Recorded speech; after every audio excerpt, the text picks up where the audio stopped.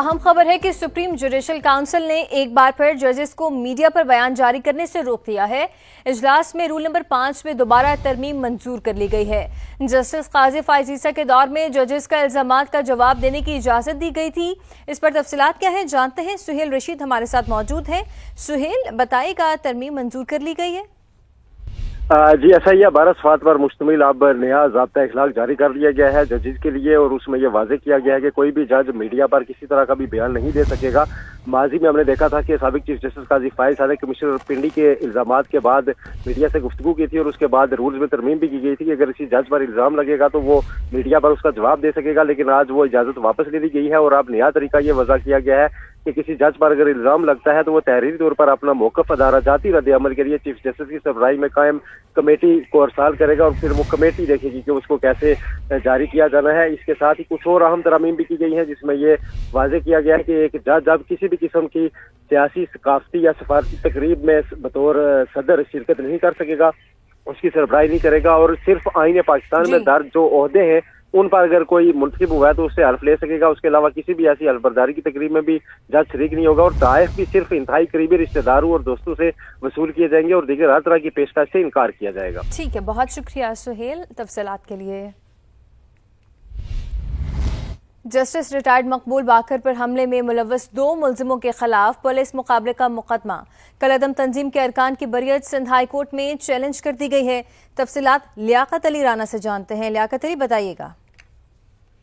دیکھیں، جسٹس مقبول باقر کے پر اٹیک کے حوالے سے جو 2 ملزمان گرفتار تھے کالعدم تنظیم کے، معاویہ، اور دوسرے ملزمان جو گرفتار تھے ان کے خلاف ایک پولیس میں نے قابل احترام اسمبلی کے ممبران عبدالرحمان کانجو، اسپیکر پنجاب اسمبلی ملک صاحب، عطا طارر صاحب منسٹر انفارمیشن، طلعت برقی صاحب اسپیشل اسسٹنٹ، قابل احترام صوبائی ممبران صوبائی اسمبلی، جہانیہ کے بزرگوں، نوجوانوں، بھائیوں اور ننھے منے بچوں، السلام علیکم۔ آج میں آپ کے پاس یہاں پر حاضر ہوا ہوں۔ مجھے پہلے فاتحہ کہنا تھا۔ عرفان خان ڈھا مرحوم ہمارے مسلم لیگ کے ستون تھے، خانے وال کے بہت ہی نفیس انسان تھے۔ میرا ان سے 1988 سے میرا تعلق تھا۔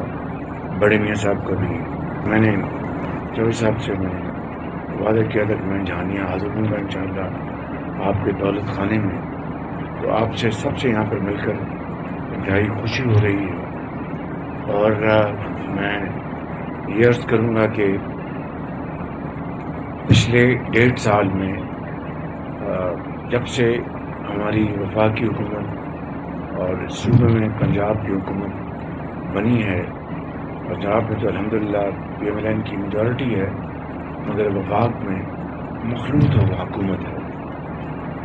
اللہ تعالیٰ کے فضل و کرم سے پنجاب میں وزیر اعلیٰ پنجاب مریم نواز صاحبہ اور ان کی پوری ٹیم کی شبانہ روز محنت، خاص طور پر یہ جو سیلاب آیا اس میں بڑی محنت کی، اور کل ہی وہ اسلام آباد باقی صوبوں کے وزراء اعلیٰ کے ساتھ تشریف فرما تھی، تو میں نے وہاں پر میٹنگ میں بھی ان کی سیلاب کے دوران خصوصی طور پر اور پوری اس طرح 1.5 سال کی ان کی خدمات ہیں اس کو سراہا۔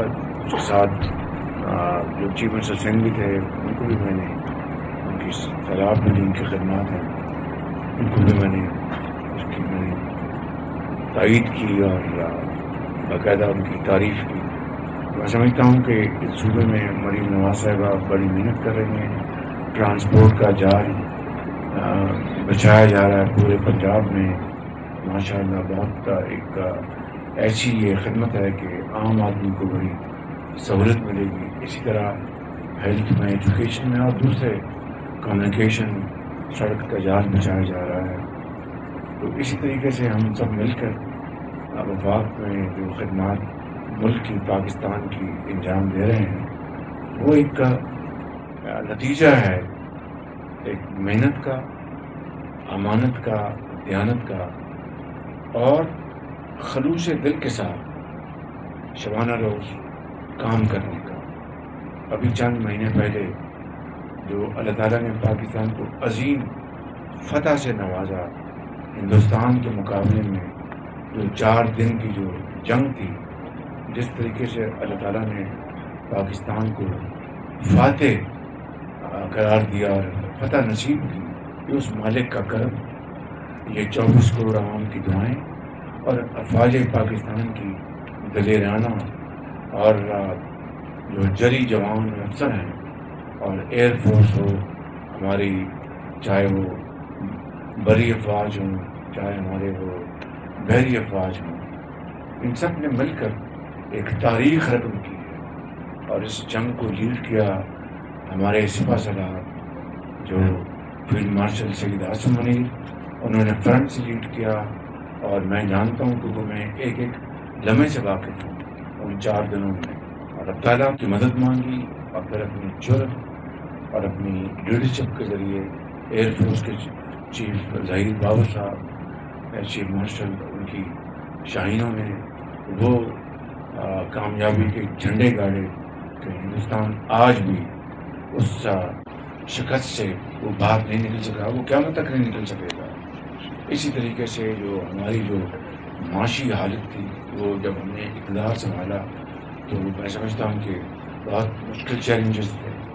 IMF کا پروگرام ہمیں لینا پڑا، پاکستان کو ڈیفالٹ سے الحمدللہ پاکستان کو نکالا، اور آج ہماری معیشت کے جو اشاریے ہیں بہت بہتر ہیں، ہم آگے بڑھ رہے ہیں بڑے استحکام کی طرف، اور ایک ہماری جو قومی معیشت ہے وہ گروہ کی طرف انشاءاللہ بڑی تیزی سے آگے بڑھے گی۔ یہ بہت بڑا چیلنج ہے، بہت بڑی ایک کمٹمنٹ ہے، اس کے لیے ہمیں سب مل کر کام کرنا ہے۔ پھر سفارتی محاذ پر بھی اللہ تعالیٰ نے پاکستان کو وہ کامیابیاں عطا کی ہیں کہ تاریخ میں اس کی کوئی مثال نہیں ملتی۔ سعودی عرب کے ساتھ ہمارا جو ڈیفنس پیکٹ ہوا ہے، اور سعودی عرب نے پاکستان کے عوام، پاکستان کے بھائیوں بہنوں کے لیے جو محبت کے پھول نچھاور کیے ہیں، میرے اس دورے کے اوپر وہ اس سے پہلے دیکھتی ہم نے اس طرح کی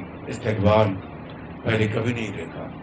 اور ابھی پھر امریکہ میں میرا دورہ تھا، اقوام متحدہ میں، وہاں پر ہماری میٹنگ تھی، میری تقریب تھی، پھر واشنگٹن میں پریزیڈنٹ ٹرمپ سے ہماری ملاقات تھی، اور غزہ کی جو صورتحال تھی انتہائی دگرگوں تھی۔ غزہ میں مسلمان شہید ہو چکے تھے، بچے، بزرگ، بہنیں، مائیں، ہسپتال تباہ ہو گئے، اسکول تباہ ہو گئے۔ ہم نے سب نے مل کر پریزیڈنٹ ٹرمپ سے کہا کہ یہ جنگ بند کروانا یہ بہت بڑی قومی اور خدمت ہے، یہ اس کو آپ بند کروائیں۔ انہوں نے وہاں پر نیو یارک میں بھی انہوں نے کمٹمنٹ کی، پھر واشنگٹن میں ہماری بات ہوئی کہ میں اس کو بند کرانے میں مصروف ہوں، اور انشاءاللہ بند کراؤں گا۔ آج الحمدللہ جنگ بند ہو چکی، اور کچھ نہیں۔ تو جو جنگ بند ہونے سے 1 منٹ پہلے تک بچے اور بچیاں شہید ہو رہے تھے، ماؤں کی گودیں اجڑ رہی تھیں، اور کس طرح اپنا بزرگوں کو شہید کیا جا رہا تھا، وہ تو بند ہوا۔ اور یہ ایک بہت بڑی ایسی خدمت ہے جس کا اجر ان تمام لوگوں کو جنہوں نے جنگ بند کروانے میں، اور پاکستان نے بھی اپنا الحمدللہ اپنا حصہ ڈالا، اور یقیناً پریزیڈنٹ ٹرمپ کو اس کا کریڈٹ جاتا ہے کہ انہوں نے اپنا فرنٹ سے لیڈ کیا، اور جنگ بند کروانے کا پھر معاہدہ ہمارے سامنے ہوا۔ اور پھر اللہ تعالیٰ نے دنیا بھر کے وہاں پر لیڈرز موجود تھے، دنیا بھر کے، لیکن رب تعالیٰ نے اپنے خاص کرم سے پاکستان کو یہ عزت عطا فرمائی۔ پروگرام سے ہٹ کر اگر دنیا کے لیڈرز میں کسی نے تقریر کی تو وہ پاکستان کو لگا نہیں۔ بس میں سمجھتا ہوں تو یہ ہے نتیجہ اخلاص کا، محنت کا۔ اگر ہم مل کر یہ فیصلہ کر لیں کہ ہم نے پاکستان کی معاشی تقدیر بدلنی ہے، جس طرح ہم نے جنگ میں فتح حاصل کی ہے، جس میں معاشی میدان میں ہم دن رات کوششیں کر رہے ہیں سب مل کر، اور جس میں یقیناً ہماری جو سپہ سالار ان کا بھرپور تعاون ہے، سب مل کر صوبہ سندھ، پنجاب، KPP، اس کو میں نے ان کے نئے وزیر اعلیٰ کو مبارکباد کی اور کہا ہے کہ میں بطور وزیر اعظم پاکستان آپ کو مبارکباد دیتا ہوں. آپ کو صوبائی اسمبلی میں الیکٹ کیا ہے, آپ ہماری جو محترم ہیں, ہم مل کر آپ کے ساتھ کام کرنا چاہتے ہیں. پاکستان کے بہترین مفاد میں اس طرف صوبہ بلوچستان جو ہے اس کے ساتھ ہم بھرپور ہمارا تعاون ہے. گلگت بلتستان, آزاد کشمیر. تو میرے بزرگوں, بھائیوں اور بہنوں, بس اختصار کے ساتھ میں یہ کہنا چاہتا ہوں کہ پاکستان ہے تو ہم سب, پاکستان کی عزت ہے تو ہماری عزت ہے.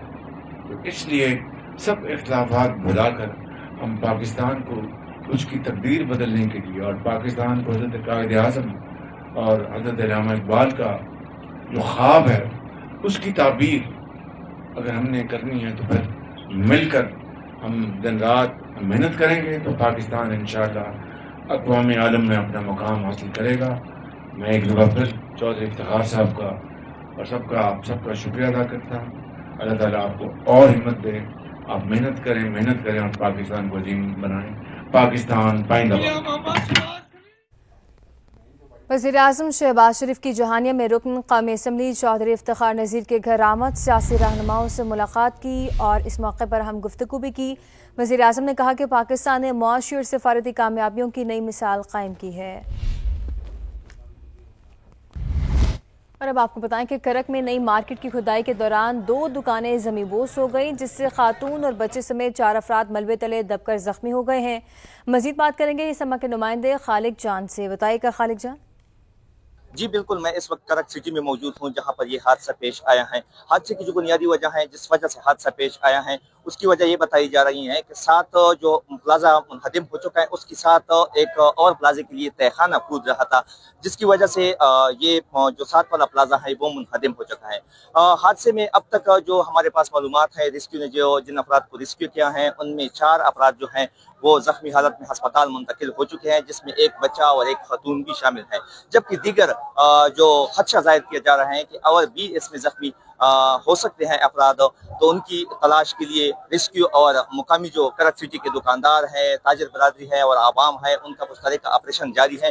پولیس بھی موقع پر موجود ہے, ریسکیو بھی موقع پر موجود ہیں, عوام بھی بڑی تعداد میں اس وقت موقع پر موجود ہیں, اور دیگر جو زخمی ہیں ان کی تلاش جاری ہے. حادثے کی وجہ سے جو نقصان پیش آیا ہے, جو پلازے کے فرنٹ والے دکانیں ہیں وہ تقریباً سارے منہدم ہو چکے ہیں. باقی جو دکانیں ہیں ان میں کریک آ چکا ہے.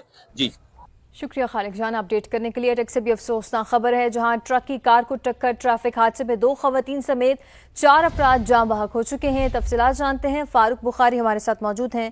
فاروق بتائے گا یہ حادثہ کیسے پیش آیا؟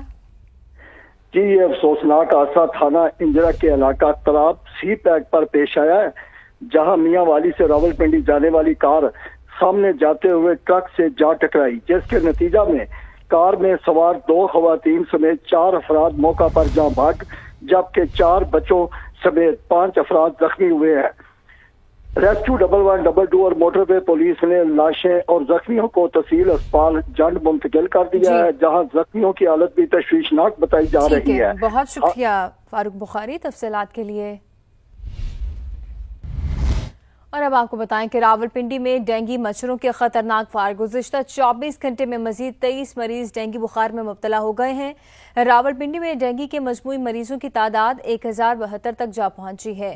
مزید تفصیلات جانتے ہیں راولپنڈی میں سما کے نمائندے یاسر حکیم سے. جی یاسر.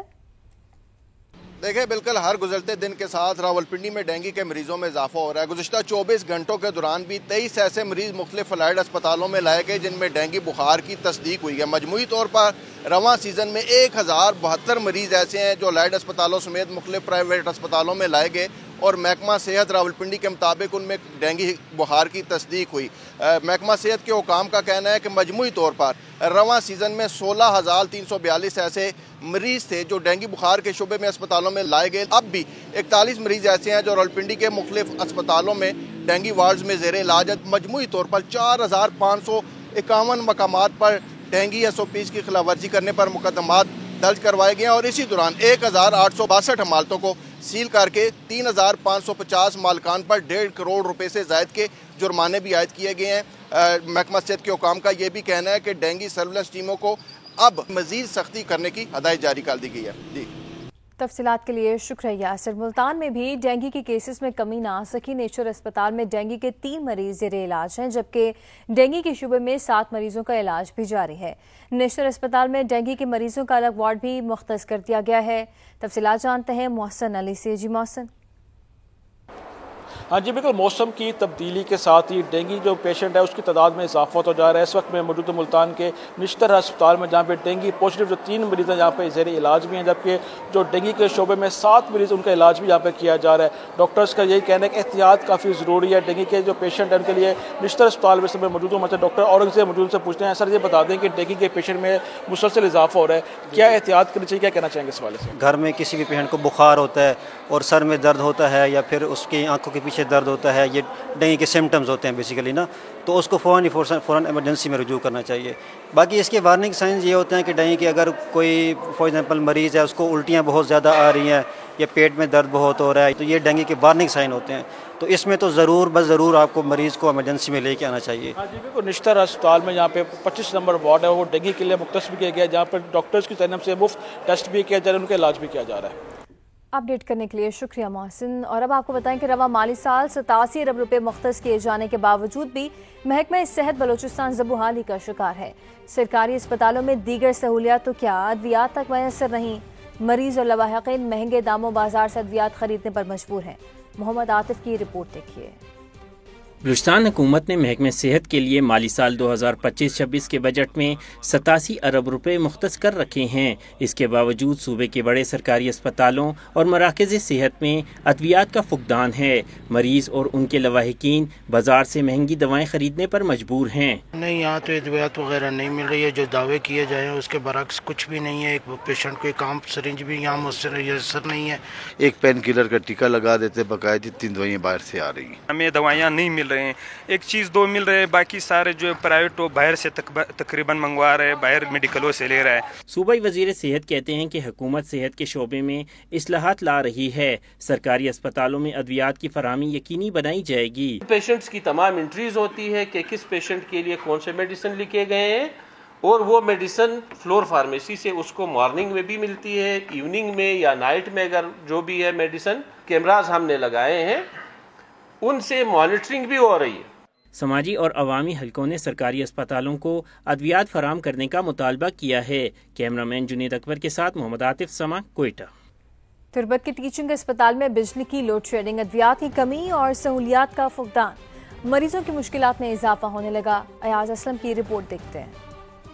بلوچستان کے دوسرے بڑے شہر تربت کا ٹیچنگ اسپتال مکران ڈویژن کے ہزاروں مریضوں کا واحد سہارا آج خود مسائل کی زد میں ہے۔ غربت کے ستائے مریض اسپتال میں ادویات نہ ملنے اور مسلسل لوڈ شیڈنگ سے پریشان ہیں۔ کوئی چیز نہیں ملا ہم لوگ کو کہتا ہے بھائی یہ نہیں ہے، گورنمنٹ نے نہیں دیا ہے، فلانا نہیں ہوا، یہ نہیں ہوا، پھر ہم لوگ کیا کریں، ہم کہاں سے لے کے آئیں؟ اسپتال کے M S doctor Waheed Buledi کہتے ہیں گوادر، پنجگور اور اوران سے مریض آتے ہیں جنہیں بہترین سہولیات کی فراہمی کے لیے کوشاں ہیں۔ روزانہ کی بنیادوں پہ تقریباً 1800 سے 2000 کی او پی ڈی ہوتی ہے، تو اس حوالے سے ہمیں میڈیسنز کی کافی شارٹیج تھی، تو یہ لوڈ کور کرنے کے لیے ہماری جو میڈیسن کا بجٹ ہے، البتہ اس دفعہ اس گورنمنٹ نے میڈیسن کی بجٹ بڑھائی ہے۔ شہریوں کا کہنا ہے کہ حاضری سسٹم سے عملہ تو پابند ہوا، تاہم ادویات اور بجلی کے مسائل دور کر کے فوری علاج کی سہولیات فراہم کی جائیں۔ ایاز اسلم، سما، تربت۔ حکومت پنجاب کا فیصل آباد کے شہریوں کو فری انٹرنیٹ سروسز کا تحفہ۔ 100 پبلک مقامات پر سیف سٹی پروجیکٹ کے ذریعے شہریوں کو وائی فائی کی سہولت فراہم کر دی گئی ہے۔ تفصیلات جان لیتے ہیں نعیم قیصر سے۔ نعیم، بتائیے گا۔ جی دیکھیں، فیصل آباد میں حکومت پنجاب کی جانب سے شہریوں کو 100 مقامات کے اوپر فری وائی فائی کی سہولت فراہم کی گئی ہے۔ سیف سٹی پروجیکٹ کے ذریعے یہ فری وائی فائی جو ہے یہ اویلیبل ہوگا، اور خاص طور پر جو پبلک مقامات ہیں وہاں پر اسٹوڈنٹس ہوں یا دیگر شہری ہوں، ان کے لیے یہ سہولت اویلیبل ہوگی۔ شہری میرے ساتھ موجود ہیں، ان سے ہم اس حوالے سے بات بھی کرتے ہیں، ان کا کیا کہنا ہے۔ ہمیں اس انٹرنیٹ کی بے حد ضرورت تھی، کیونکہ ہم جب بازاروں میں آتے ہیں یا کچہری میں آتے ہیں یا یونیورسٹی جاتے ہیں تو اپنا ڈیٹا چلا رہے ہوتے ہیں تو وہ سگنل نہیں مل پا رہے ہوتے ٹھیک سے، تو اس وجہ سے یہ جو انٹرنیٹ آیا ہے اس کا ہمیں فائدہ ہوگا کہ ہم کسی بھی جگہ اسے کھڑے ہو کے یوز کر سکتے ہیں۔ شہر کے 8 بازار، ضلع کونسل چوک، ان میں یہ سہولت جو ہے یہ اویلیبل ہوگی شہریوں کے لیے۔ اور اب آپ کو بتائیں کہ جنوبی افریقہ کے خلاف ون ڈے سیریز کے لیے کپتان کا فیصلہ تاحال نہیں کیا جا سکا۔ ہیڈ کوچ مائک ہیسن نے چیئرمین پی سی بی کو باضابطہ خط لکھ دیا ہے۔ سما کے نمائندے قادر خواجہ ہمارے ساتھ موجود ہیں، مزید ان سے جانتے ہیں۔ قادر خواجہ، بتائے گا کیا وجہ اب تک کیپٹنسی کا کوئی اعلان نہیں ہوا، کوئی ڈیسیژن نہیں ہوا؟ جی بالکل، پاکستان کرکٹ بورڈ کے ترجمان کا بھی بیان سامنے آیا ہے کہ قومی ٹیم کے کپتان کا فیصلہ ابھی نہیں کیا گیا۔ ہیڈ کوچ مائک ہیسن نے chairman P C B Mohsin Naqvi کو باضابطہ خط لکھا ہے اور مائک ہیسن نے کپتانی کے فیصلے کے لیے سلیکشن کمیٹی اور ایڈوائزری کمیٹی کا مشترکہ اجلاس بلانے کی بھی سفارش کی، جبکہ چیئرمین پی سی بی نے خط سلیکشن اور ایڈوائزری کمیٹی کو بھجوا دیا۔ اور اسی حوالے سے ترجمان پی سی بی کا مزید کہنا ہے کہ سلیکشن اور ایڈوائزری کمیٹیوں کا اجلاس 20 اکتوبر کو طلب کیا گیا، جبکہ اجلاس میں ون ڈے کپتان کے حوالے سے حتمی فیصلہ متوقع ہے۔ بہت شکریہ اپڈیٹ کرنے کے لیے۔